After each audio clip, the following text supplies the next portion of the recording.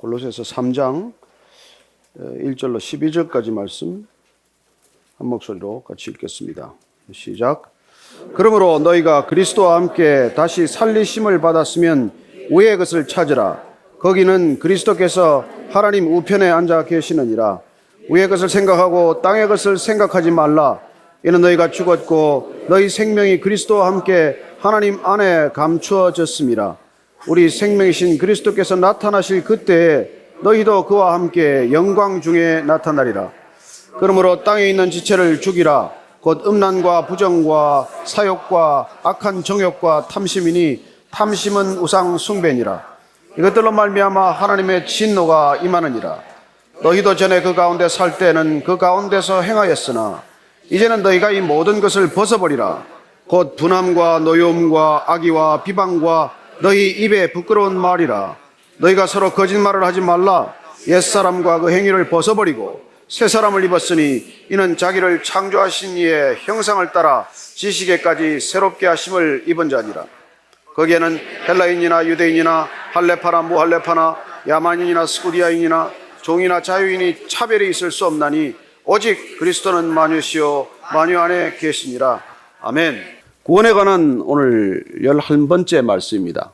사실 구원의 섭리에서부터 시작하면 12번째 말씀이죠. 언제 저 구원을 끝내려나 그렇게 생각할지 모르겠습니다만은, 예. 오늘 이 말씀으로 구원 시리즈 말씀을 매듭을 지을까 합니다. 사람 다 누구나 죽습니다. 그러나 다 죽는다는 사실 앞에서 전혀 상반된 생각을 가지고 살아요. 어떤 사람은 죽음이 끝이다. 죽으면 뭐가 있냐? 죽으면 뭐 다지 뭐. 이렇게 생각하고 살아가는 사람들이 많습니다. 그러나 믿음을 가지고 사는 사람들은 전혀 다른 생각을 합니다. 죽음은 새로운 시작이다. 죽음은 영혼으로 들어가는 입구다. 그래서 죽음을 두려워하지 않고 죽음을 기대하거나 죽음을 소망하거나 심지어 죽음을 바라기까지 한다는 것입니다. 죽음이라는 동일한 사실 앞에서 이렇게 상반된 생각을 갖게 되는 이유는 무엇입니까? 하나님 때문에 그래요. 하나님을 믿는 사람, 하나님을 거부하는 사람의 갈림길은 이렇듯 죽음 앞에서 확연히 갈라지는 것이죠. 그래서 어제 우리는 김승용 형제의 죽음 앞에서 천국 환송 예배를 가졌습니다. 그분을 천국으로 하나님 나라로 기쁘게 이렇게 배웅한다는 것이죠. 송별해드리는 그런 축복의 자리라고 저희들은 믿고 그렇게 보내드렸습니다. 왜 유족들이 슬프지 않겠습니까? 왜 슬픔 가운데 있지 않겠습니까? 그 가족들이 여기 와서 마지막 그 아버지가 기도하던 자리에서 눈물로 같이 한번 기도하고 화장지로 떠났습니다. 그럼에도 불구하고 어떤 분들은 제게 그런 얘기를 해요. 김승용 형제는 좋겠다. 먼저 가서 좋겠다. 그리고 그 고백이야말로 바로 구원받은 백성들의 증거라고 하는 것입니다. 먼저 떠나는 것이 좋겠다. 여기가 아니라 그곳에 있는 게 좋겠다. 그 생각을 하는 이유가 무엇이냐는 것이죠. 어쩌면 여기가 아니라 거기에 있고 싶다라는 말은 맞기도 하고 틀린 말이기도 해요. 구원이란 하나님께서 부르시고 택하시고 의롭다 하시고 자녀를 삼으시고 양자 삼으시고 그리고 그 자녀를 끝까지 영광의 자리로 초청하는 그 전 과정을 구원이라고 할 때 우리가 이미 하나님 나라의 백성이 된 이상 이미 우리는 구원을 살고 있는 것이고 구원받았다는 과거의 시점에서부터 날마다 구원을 누리고 있다는 현재 시제를 거쳐서 구원이 완성되는 미래를 향해서 나아가고 있다는 이 구원의 3시제, 새 시제를 우리가 모두 경험하고 있는 사람들이에요. 그런 면에서 여러분들은 구원받았다는 것이 어떤 것인지를 지금까지 줄곧 우리가 살펴본 것이죠. 그래서 구원을 모르는 사람, 구원이 없다고 하는 사람들과는 확연히 다른 삶을 살 수밖에 없는 이유, 왜 우리는 구원 때문에 구원이 주는 놀라운 능력에 붙들린 삶을 사는지 그걸 지금까지 우리가 쭉 살펴본 것입니다. 도대체 구원받은 게 뭔가? 도대체 구원받고 우리는 어떻게 살아야 할 것인가? 어떻게 우리의 삶은 변화되는가? 아니 실제로 우리의 삶은 어떻게 변했는가에 관한 그런 간증들을 우리가 수없이 보고 있는 것이죠. 김성용 형제만 하더라도 구원받았기 때문에 그는 구원의 담대한 믿음으로 마지막 시간까지를 살아냈고, 그리고 그 떠나는 아버지, 떠나는 남편을 기쁘게 슬픔 가운데서도 떠나보낼 수 있는 까닭은 구원에 대한 믿음 때문이라는 것입니다. 오늘 우리가 읽은 이 골로새서 말씀은 이 구원의 끝에 관한 얘기예요. 여러분, 구원은 우리가 이미 받았다는 측면에서는 과거지만 날마다 구원 백성으로 산다는 측면에서는 현재지만, 그러나 예수님께서 초대하시는, 예수님께서 계신 바로 그곳에서 우리가 입성할 때 그 구원은 하나님 앞에서 완성이 된다는 것입니다. 우리는 이 땅에서 구원을 알고 있고 구원을 살고 있지만, 그러나 하나님이 계신 그 면전 앞에서의 구원에 비한다면 이거는 한낱 그림자에 불과하다는 것입니다. 모형에 불과하다는 거예요. 우리는 구원의 기쁨과 감격을 누리지만은, 그러나 정말 예수님을 만났을 때 예수님과 함께 누리게 될 감격에 비한다면 어쩌면 이것도 조금 부족한 것이 있을 수 있다는 것이죠.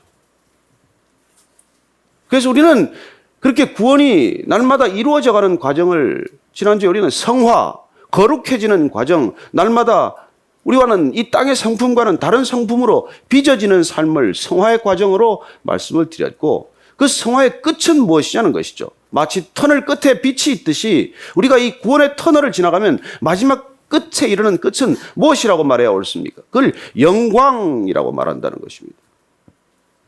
그래서 구원의 끝, 구원의 마지막, 구원의 본질은 영광됨이다. 글로리피케이션이다. 그렇게 말합니다. 우리가 이렇게 혼탁스럽고 어려운 시대를 살아가지만 왜 이 백성들이, 이 땅의 사람들이 이렇게 혼탁스럽게, 혼란스럽게, 소란스럽게 이렇게 힘들게 살아갑니까? 여러분, 이 구원의 끝, 영광에 대한 빛을 우리가 못 보았기 때문이에요. 우리가 진정 그 빛을 우리가 보았다면 우리는 어둠 속에 헤매지 않습니다. 플라톤의 동굴의 비유를 보면 플라톤의 동굴에 있는 그 죄수가 밖에 나가서 빛을 보았어요. 빛을 본 사람은 다시 동굴로 돌아오고 싶지 않습니다. 동굴로 돌아온다면 이유는 하나예요. 동굴 안에 있는 죄수들, 어둠 밖에 모르는 죄수들, 그 죄수들을 밖으로 인도하기 위한 목적 하나뿐이에요. 빛을 보았는데, 빛 가운데 걸었는데 왜 어둠 속으로 다시 돌아오겠습니까? 이유는 단 하나죠. 빛을 모르는 사람, 빛이 없다고 하는 사람, 그 사람들에게 진정한 빛이 있다는 것을, 빛의 세계를 알려주기 위해서 다시 어둠을 찾은 이유 하나밖에 없는 것이죠. 오늘 저는 여러분들이 이 골로새서 말씀을 통해서 한번 우리가 진정한 빛으로 향해 가는 여정에 대해서 한번 다시 정리가 되었으면 합니다. 오늘 그 정리를 위해서 한번 1절, 2절 말씀 같이 읽을까요? 시작. 그러므로 너희가 그리스도와 함께 다시 살리심을 받았으면 위의 것을 찾으라. 거기는 그리스도께서 하나님 우편에 앉아 계시느니라. 위의 것을 생각하고 땅의 것을 생각하지 말라. 여러분, 오늘도 구원받은 사람이 있고 세례받은 분들이 있습니다. 그 세례를 받았으면 어떻게 살자는 것입니까? 그리스도와 함께 다시 살리심을 받은 삶이 시작이 되면 이제 더 이상 땅의 것을 생각하지 말고 위의 것, 하늘의 것, 영원한 것을 생각하라고 말씀하십니다. 어떻게 해야 터널 끝에 이르겠습니까? 터널 끝을 바라보고 걸어가야 한다는 것입니다. 어떻게 해야 그 터널 끝에 있는 빛을 누리겠습니까? 끝까지 완주해야 한다는 것이죠. 터널을 빠져나가, 그리고 그 터널 끝에 있는 빛 가운데로 걸어나가는 것, 그리고 그 빛을 우리는 하나님의 영광이라고 부르는 것이죠. 우리는 구약을 통해서 그 영광이 드러나는 것을 보았습니다. 성경 전체는 하나님의 영광에 관한 말씀들이 많이 기록이 되어 있어요. 이스라엘 백성들은 시내 산에 임한 하나님의 영광을 보았습니다. 성막에 가득한 하나님의 임재, 하나님의 현현, 하나님의 영광을 보았습니다.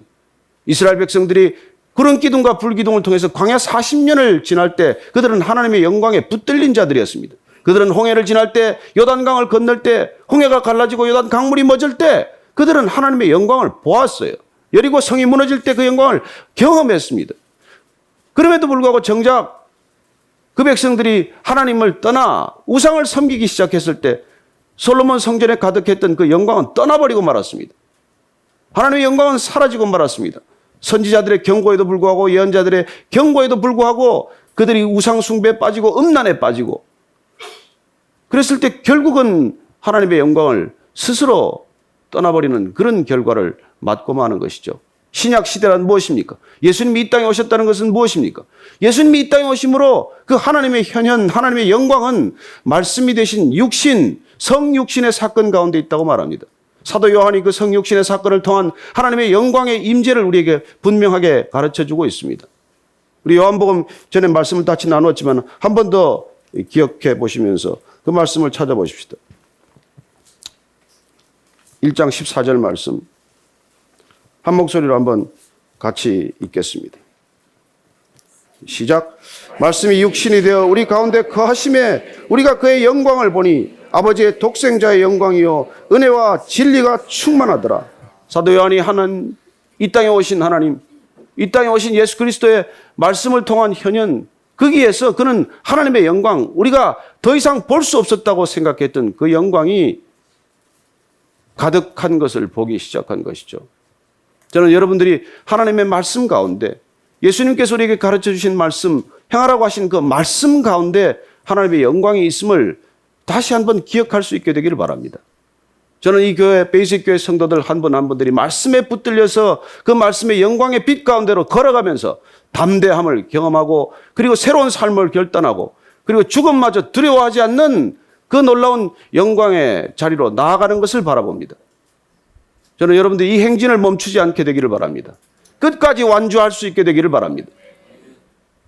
그리고 다윗도 이 빛을 보았어요. 다윗의 시편을 보면 제가 한번 읽어드릴게요. 다윗은 시편 27편 4절에서 이렇게 말합니다. 내가 여호와께 바라는 한 가지 일 그것을 구하리니 곧 내가 내 평생에 여호와의 집에 살면서 여호와의 아름다움을 바라보며 그의 성전에서 사모하는 그것이라.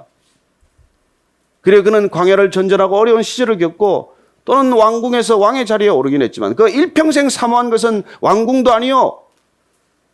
그리고 이 땅의 집이 아닙니다. 그는 허물어질 집이 아니라 영원한 하나님의 집을 사모하는 사람이었습니다. 시편 23편 6절에서도 말합니다. 내가 여호와의 집에 영원히 거하리로다. 그의 꿈은 이 땅의 집이 아니에요. 이 땅에 여러분 100평 1000평 사는 게 뭐가 대단합니까? 그리고 그는 영원한 하나님의 땅, 하나님의 집, 하나님의 하늘, 그걸 늘 그리워하는 사람이었다는 것이죠. 그래서 그가 온갖 실수에도 불구하고 우리보다 더 많은 실수와 우리보다 더 많은 죄악에도 불구하고 하나님의 마음에 꼭 드는 사람이라고 말합니다. 우리 눈으로 보면은 우리보다 더 큰 죄인이 뭐가 하나님 눈에 들겠습니까? 그러나 그 마음의 중심이 늘 하나님을 향해 있기 때문에 하나님을 사모하고 있기 때문에 하나님을 목마른 사슴이 찾아서 헤매듯이 목마른 사슴이 그렇게 물 한 방울 찾아 헤매듯이 그렇게 하나님을 갈망하는 마음, 영혼을 사모하는 마음, 그 마음을 하나님께서는 받으셨다는 것입니다. 그 마음이 영광을 바라보는 눈이에요. 영광을 사모하는 마음입니다. 나는 비록 어둠에 거할지라도 하나님을 사모하는 그 마음을 하나님께서는 기쁘게 받으신다는 것이죠. 위의 것을 생각하라. 그 하늘만 쳐다보라는 것입니까? 아니에요. 위의 것을 바라는 것은 여러분 하나님을 추구하라는 것이죠. 하나님을 갈망하라는 말씀입니다. 자, 그럼 이렇게 하나님을 갈망하는 삶은 어떻게 사는 것입니까? 3절 말씀 같이 읽을까요? 시작. 이는 너희가 죽었고 너희 생명이 그리스도와 함께 하나님 안에 감추어졌습니다. 하나님을 추구하는 삶은 어떤 행위, 행동에 근거한 삶이라기보다는 우리의 태도, 우리가 기억해야 하는 삶의 기준을 말합니다. 우리가 뭔가를 기억하고 살 때 우리는 진정으로 하나님을 추구하는 삶이 되는 것이죠. 첫 번째가 뭡니까? 너희가 죽었다는 것을 기억하라는 거예요. 여러분, 진정한 영광을 향한 삶, 진정 하나님을 추구하는 삶은 여러분 자신이 죽었다는 데서 시작하라는, 그걸 기억하라는 것입니다. 오늘 세례받은 분들 기억하십시오. 이제 나는 죽었다는 것을 기억하십시오. 여러분, 죽지 않고 새 생명이 시작되지 않습니다. 그러나 정말 죽습니까? 기회가 닿으면 불끈불끈 옛 성격이 드러나겠죠. 그건 죽지 않은 내 옛 생명을 말하는 것입니다. 그러나 우리가 새 생명이 급속히 자라면 내 옛 생명이, 옛 목숨이, 육신의 습관이 현저하게 사라지는 것을 경험할 것입니다. 그러나 내가 새 생명을 달가워하지 않고 옛날로 돌아오고자 한다면 내 안에 있는 새 생명이 오히려 비실비실 시들어가겠죠. 여러분, 몸 안에 암세포가 급격히 자라나면 내 생명이 죽지 않습니까? 우리 안에 새 생명이 급속히 자라나면 옛 생명은 점점 소멸되게 돼 있어요. 그러나 그 새 생명을 우리가 소중히 여기지 않고 위의 것을 생각하지 않고 계속해서 땅의 것만을 우리가 추구하고 땅의 것만을 집착한다면 우리는 우리 안에 온 그 새 생명을 죽이는 결과가 될 거예요. 여러분, 신앙은 내가 죽는 것, 거기서 시작한다는 것이죠. 사도 바울이 그래서 어떻게 고백합니까? 내가 그리스도와 함께 십자가에 못 박혔나니 그런즉 이제는 내가 산 것이 아니요 내 안에 그리스도께서 사신 것이라. 그렇게 고백하는 것이죠. 그게 쉬웠겠습니까? 그게 쉬웠으면 그가 나이 든 그 노년에도 그가 그렇게 내가 날마다 죽노라고 고백하겠어요? 여러분, 한 번 죽어 끝났으면 그가 왜 날마다 죽노라고 고백하겠습니까? 한 번 죽어 모든 게 다 일사천리로 잘 진행이 됐으면 왜 그런 고백을 하겠어요? 우리 안에 있는 옛사람을 날마다 죽이지 않으면, 내 안에 온 새 생명을 날마다 기억하지 않으면, 내가 십자가에서 죽었다는 걸 날마다 기억하지 않으면 우리는 순식간에 불끈불끈 살아나는 내 옛 자아를 경험하겠죠. 그리고는 아무것도 된 것 없이 어제나 오늘이나 변함없는 삶을 살면서 오히려 괴로워하겠죠. 그래서 그리스도인으로 산다는 것이 가장 괴로운 삶이 되겠죠. 갈라디아서 6장 14절 말씀에 이렇게 고백하고 있습니다. 우리 찾으셨으면 한 번 더 읽겠습니다. 시작. 그러나 내게는 우리 주 예수 그리스도의 십자가 외에 결코 자랑할 것이 없으니 그리스도로 말미암아 세상이 나를 대하여 십자가에 못 박히고 내가 또한 세상을 대하여 그러하니라. 그가 자랑할 게 왜 없었겠습니까? 그러나 그는 구원을 받고 나서 구원받은 백성으로 살면서 자랑할 것이라고는 단 한 가지 십자가밖에 없다는 것을 고백하는 것이죠. 십자가란 무엇입니까? 그는 오늘 이렇게 정의해 줍니다. 십자가란 내가 세상에 대하여 못 박히는 거고 세상이 나를 대하여 못 박히는 것이라고 말합니다. 여러분, 십자가를 우리가 통과했다면, 십자가에 죽었다면 세상 것들에 대해서 죽었다는 것입니다. 땅의 것들에 대해서 죽었다는 거예요.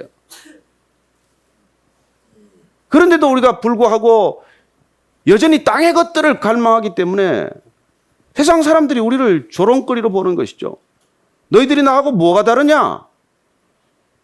하나님의 성전에서도 땅의 것만을 생각한다면 이걸 성전으로 만드는 것이냐?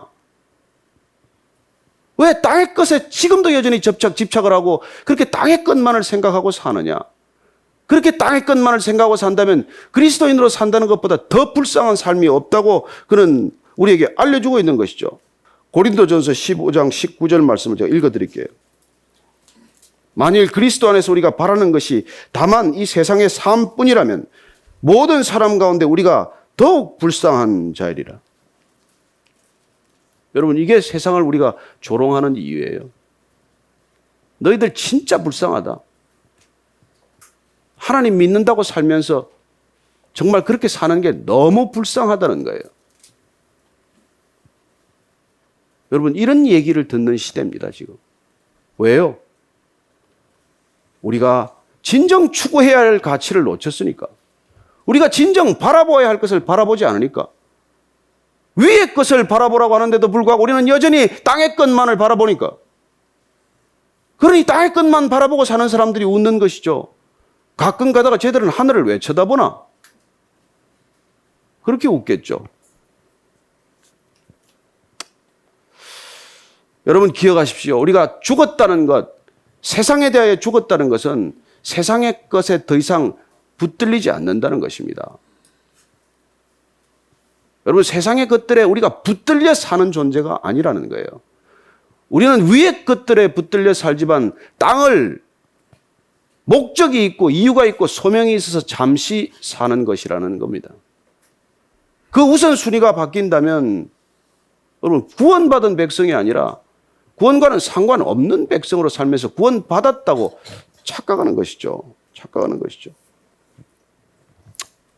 제가 어릴 때 구슬치기를 엄청 좋아했어요. 근데 구슬치기 하다가 뭐 이렇게 따는 게 너무 신통차니까 이제 구슬쥐기로 좀 성격해서 이걸 홀짝으로 알아맞히면 단위가 커져요. 그래서 그 구슬쥐기를 열심히 잘해가지고 동네 구슬을 다 땄습니다. 그래서 그냥 구슬을 얼마나 땄든지 나중에 구슬 세는 것도 포기했어요. 근데 어느 날 학교 갔다 왔더니 구슬이 다 사라졌어요. 얼마나 놀랐겠습니까? 저희 어머님이 모두 그걸 재래식 화장실에다가 다, 여러분 재래식 화장실 알죠?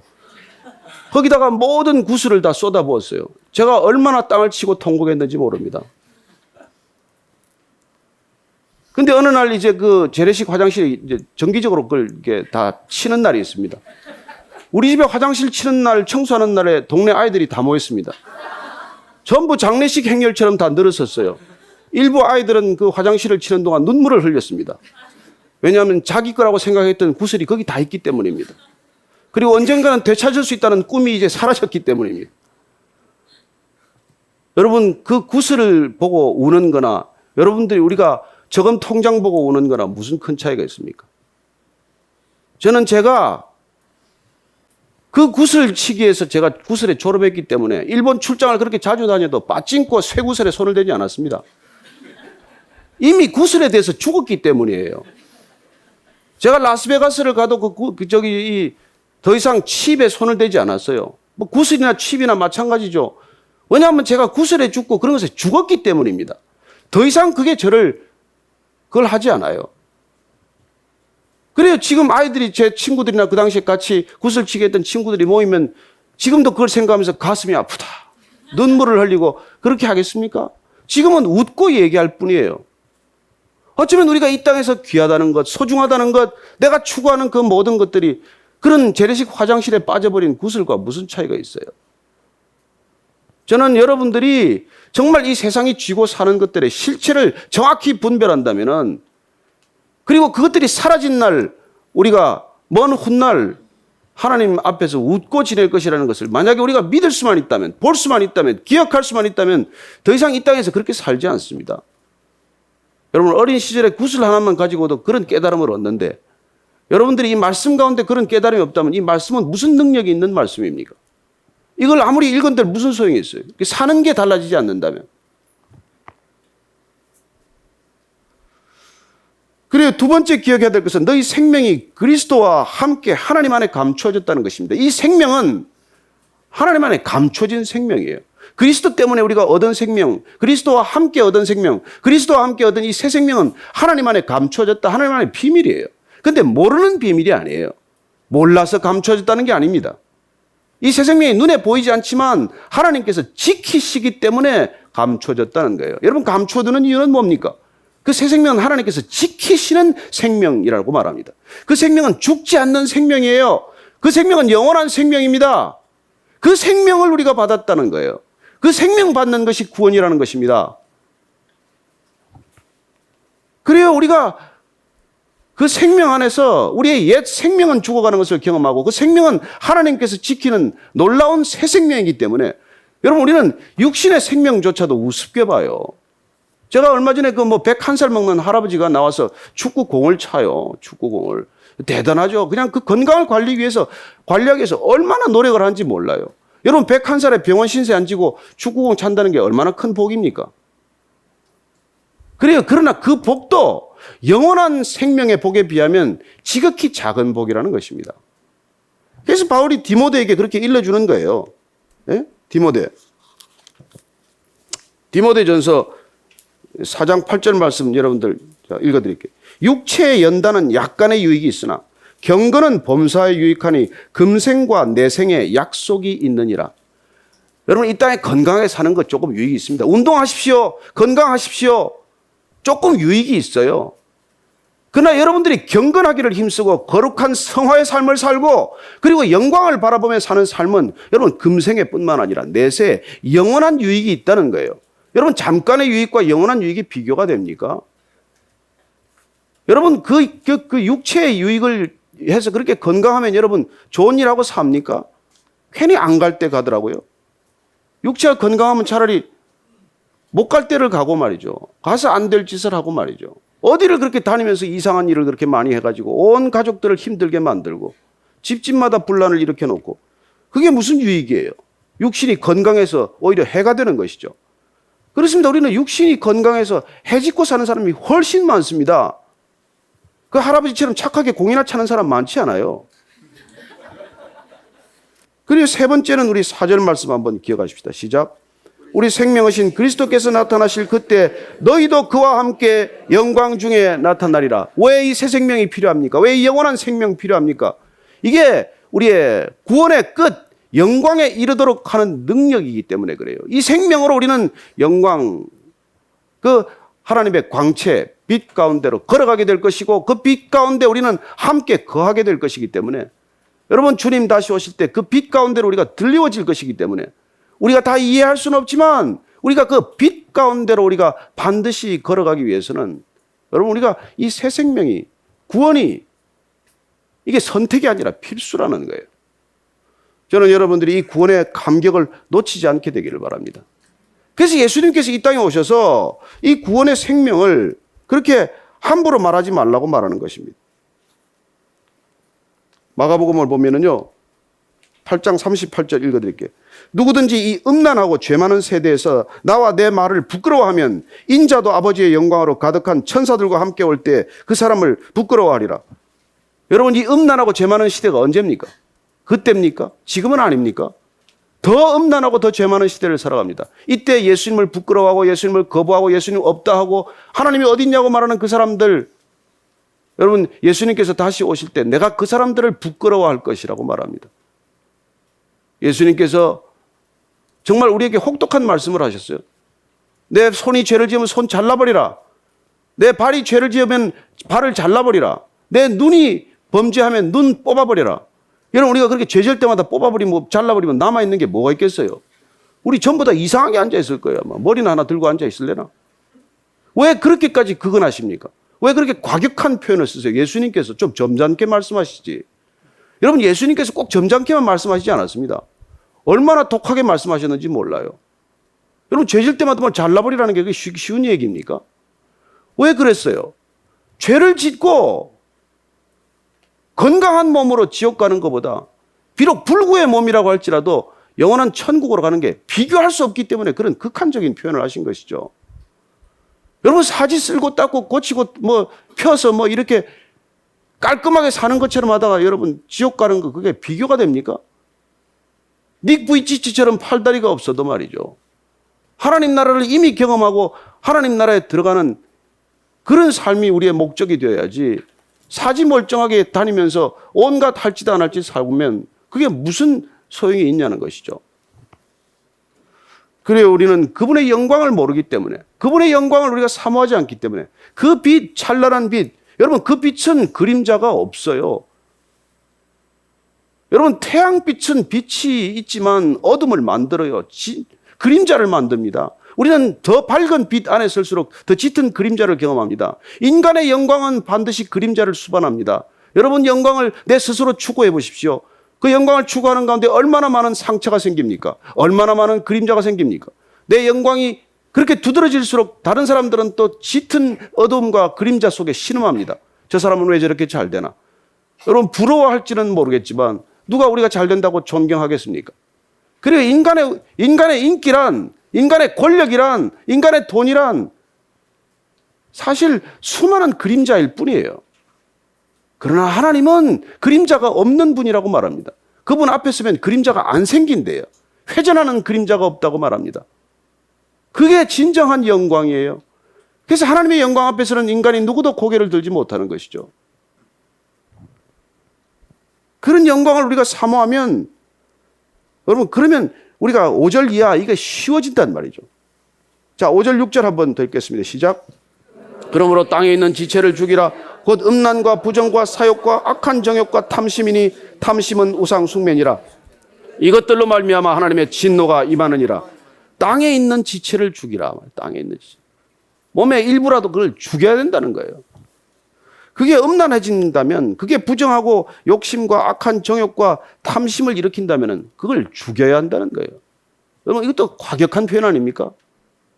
몸을 잘라버리라는 것과 같은 표현이에요.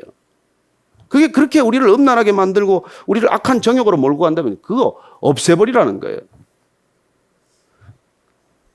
그래요. 어쩌면 우리는 탐욕스러운 것들도 차라리 그렇게 우리가 죄 짓는 것은 순진한 편이에요. 죄 안 짓는 것처럼 하면서 우리는 사람들을 음해하고 사람들의 뒷말하고 사람들을 괴롭히고 본인이 직접 나가서 싸우지 않고 다른 사람들을 싸우게 만들고 분란을 만들고 시기하게 만드는 거, 이건 여러분 아주 더 교활하고 간교한 악독함이에요. 왜 그런 짓을 합니까? 오늘 그 이유를 분명하게 알려주고 있습니다. 그게 우리 안에 있는 탐심이라는 거예요. 그게 우리 안에 있는 탐욕이라는 거예요. 그 탐욕은 우상 숭배라는 것입니다. 우리는 순진하게 무슨 우리가 점집에 안 찾아다녀요. 우리는 순진하게 무슨 부적 안 가지고 다닙니다. 그래서 우리가 우상 숭배 안 하는 거예요? 아니에요. 우리는 더 교묘하게 우상 숭배를 한다는 것입니다. 남을 시기하고 남을 질투하고 어떻게든지 우리는 뒷말하고 왜 그게 우상 숭배예요? 그게 탐욕에서 비롯된 것이기 때문에 나를 드러내고자 하고 내가 좀 더 대접을 받아야 되고 여러분이 교회까지 와서 우리가 더 대접받을 게 무엇입니까? 그럼에도 불구하고 이 교회에서 내가 더 대접받고자 한다면 우리는 탐욕에 사로잡혀 있는 것이죠. 베이직 교회가 세상에서 제일 큰 교회 되게 해주세요. 여러분 그게 탐욕이지 무슨 뭐예요 그게. 이 성전하고 비교할 수 없는 베드로 성당 같은 거 하나 주십시오. 자칫하면 그것도 탐욕이죠. 그 모든 것은 우리가 하나님의 이름으로 포장된 탐욕이고 하나님의 이름으로 추구하는 우상 숭배예요. 우리는 그런 시대를 살고 있는 것이죠. 그래서 바울은 계속해서 말합니다. 7절, 8절, 9절 말씀이에요. 시작. 너희도 전에 그 가운데 살 때는 그 가운데서 행하였으나 이제는 너희가 이 모든 것을 벗어버리고 곧 분함과 노여움과 악의와 비방과 너희 입에 부끄러운 말이라. 너희가 서로 거짓말을 하지 말라. 옛사람과 그 행위를 벗어버리라. 그래, 옛날에는 그럴 수 있다. 어릴 때는 그럴 수 있다. 미숙할 때는 그럴 수 있다. 그러나 지금은 그 모든 것들을 벗어버리라는 것이죠. 여러분, 새 사람이 된다는 것은 무엇입니까? 옛옷 벗고 헌옷 벗고 새 옷 갈아입는 거예요. 여러분, 새 옷 입으면 아깝지 않습니까? 왜 헌옷으로 또 돌아가려고 해요? 새 옷 입은 사람들은 고깃집에만 가도 벗어놓더만. 그걸 벗어놓고 고기 냄새라도 배일까 싶어서 그걸 옆에 두고 그렇게 고기를 구워 드시더만요. 그래요. 새 옷 하나가 그렇게 아깝다면, 우리가 새 사람을 입었다면, 구원받고 새 사람이 되었다면 우리가 어떻게 옛사람처럼 살겠냐는 것이죠. 예? 그 얘기죠. 그런데 여전히 우리가 화내고 벌컥 화를 내고 걸핏하면 남의 비방하고 입에 부끄러운 말을 올리고 서로 거짓말하고 그러지 말라는 것이죠. 단호하게. 왜요? 새 사람을 입었기 때문에. 10절 11절 말씀입니다. 시작.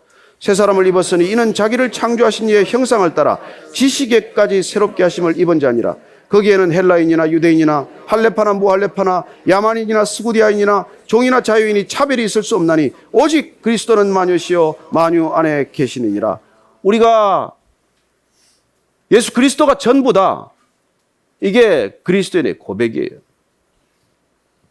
이 땅의 것들을 가지고 경험하고 살아봤지만 이거 별거 아니라는 거 우리가 다 깨닫고 나서 우리가 정말 인생의 주인이 되시고 영혼의 거처가 되시는 그 하나님 나라를 바라보면서 그 하나님 나라의 태양보다도 더 밝은 빛, 사도 바울이 경험했듯이 다메섹 도상에서 경험했듯이 해보다 더 밝은 빛 가운데 우리가 거할 때 그림자도 없고 어둠도 없는 그곳, 그 진정한 영광, 그 영광을 맛보기 위해서 우리는 삶의 모든 것들이 하나씩 하나씩 새롭게 바뀌어가는 것을 경험하는 것이죠.